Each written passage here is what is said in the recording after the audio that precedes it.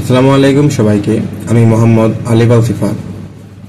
আমি আজকে সেন্টেন্স কানেক্টরের কয়েকটি রুলস সম্পর্কে আলোচনা করব। আমার প্রথম রুলসটি হলো আনলেস। আনলেস অর্থ যদি না, এটি না বোধক অর্থ প্রকাশ করে। এটি থাকলে সেন্টেন্সে ন বা নট বসে না। Example, unless you read attentively you will fail in the exam. এখানে আনলেস থাকার কারণে সেন্টেন্সে ন বা নট বসেনি। আমরা যদি আরেকটি এক্সাম্পল দেখি, he will not able to gain it unless he works hard. এই বাক্যটিতে আনলেস থাকার কারণে বাক্যটি ঠিকই না বোধক বুঝিয়েছে, কিন্তু আনলেস থাকার ফলে বাক্যটিতে ন বা নট বসাতে হয়নি। অর্থাৎ আমরা বলতে পারি আনলেস থাকলে বাক্যে ন বা নট বসাতে হয় না, কারণ আনলেস না বোধক অর্থ প্রকাশ করে। আমার পরবর্তী রুলসটি হলো আনটিল বা টিল। আনটিল অর্থ না পর্যন্ত এবং টিল অর্থ পর্যন্ত। আনটিল বা টিলের পরের অংশ অ্যাফার্মেটিভ হয়। আমরা যদি একটি এক্সাম্পল দেখি, work here until I come back. এখানে আনটিলের পরের অংশটি অ্যাফার্মেটিভ হয়েছে। আমরা যদি আরেকটি এক্সাম্পল দেখি, ওয়ার্ক হেয়ার টিল 2 PM। এই বাক্যটিতেও টিলের পরবর্তী অংশ অ্যাফার্মেটিভ হয়েছে। অর্থাৎ বলা যায় আনটিল বা টিলের পরের অংশ অ্যাফার্মেটিভ হয়। আমার পরবর্তী রুলস হচ্ছে হোয়াইল বা হোয়ার্স।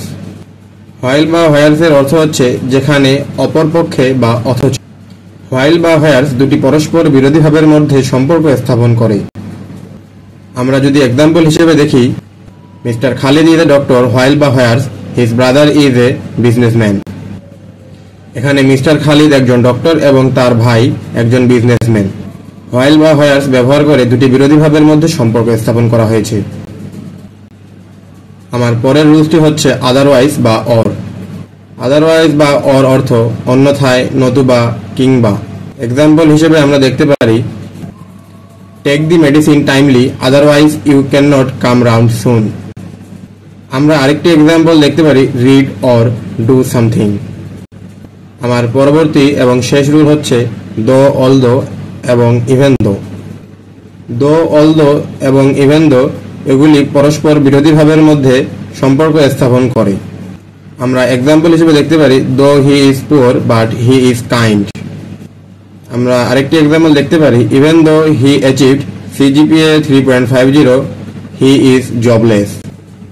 আমরা উপরের দুটি এক্সাম্পল দেখে বুঝতে পারলাম দো, অলদো, ইভেন দো এগুলি পরস্পর বিরোধী ভাবের মধ্যে সম্পর্ক স্থাপন করে।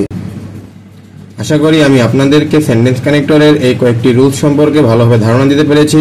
আজকে এই পর্যন্তই, ধন্যবাদ।